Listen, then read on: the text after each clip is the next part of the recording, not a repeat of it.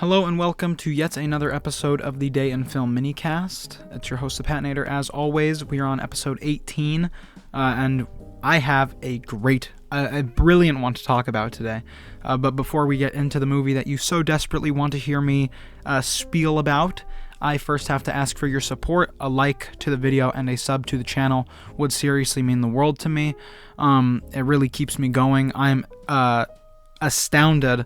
I don't think I used that word right, but I am completely shocked by how well the channel is doing right now. Again, thank God for the substance.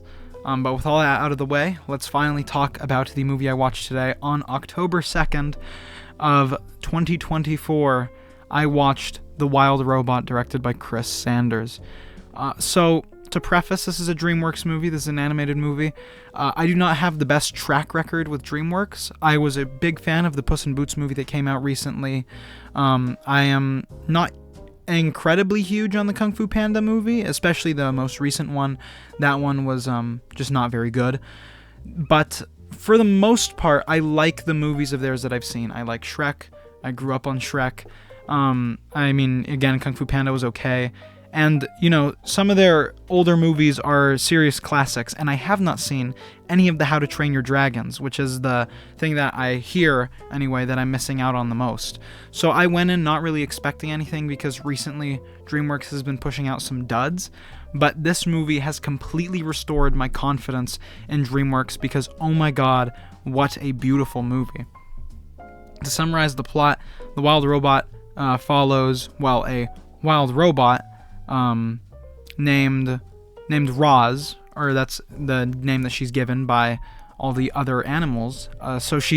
This Roz crashes on an island, a forest island, and has to struggle to survive and thrive on this forest island with all the wildlife.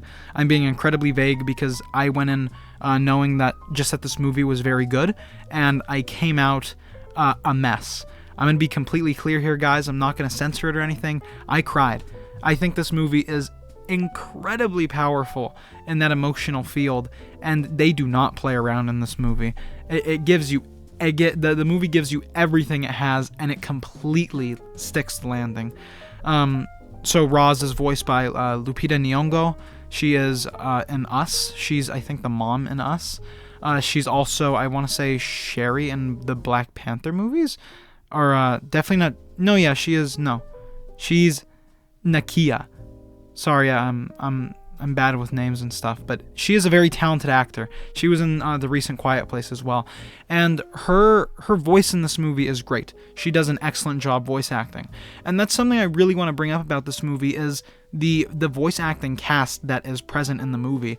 There are a couple stars. Mark Hamill's in there. Pedro Pascal's in there, and obviously the formerly mentioned Lupita Nyong'o is in there.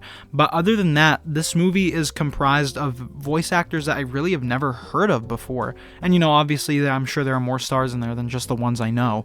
But it feels like they hired actual voice talent to voice act in this movie instead of just kind of cowering and just hiring a bunch of famous people.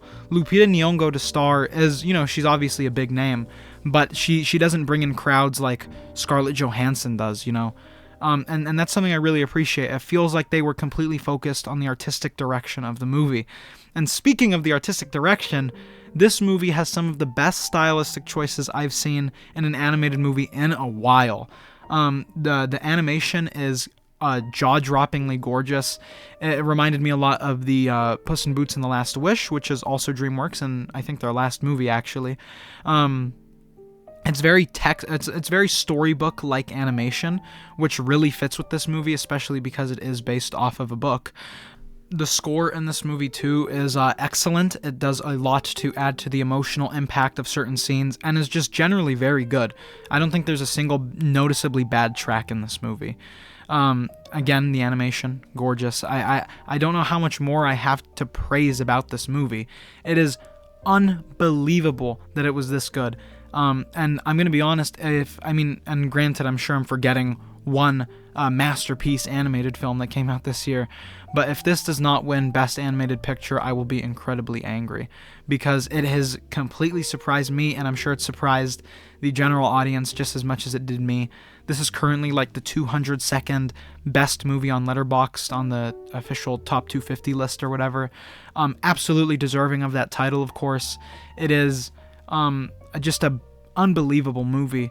If you are not huge on animated movies because they're too kiddie, like if you watch Transformers 1 and you didn't enjoy it as much as you thought you would, please check out The Wild Robot, because this movie completely, it flips all those expectations upside down on its head, and just does, and takes no stops or no shortcuts to completely wow you with its emotional intelligence and just generally incredibly interesting story.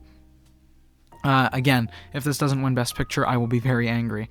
To talk a little bit more about the director, I already said he directed the original How to Train Your Dragon, which I hear is very good, and Chris Sanders also directed the original Lilo and Stitch from all those years ago, which is also a very good movie from what I vaguely remember about it.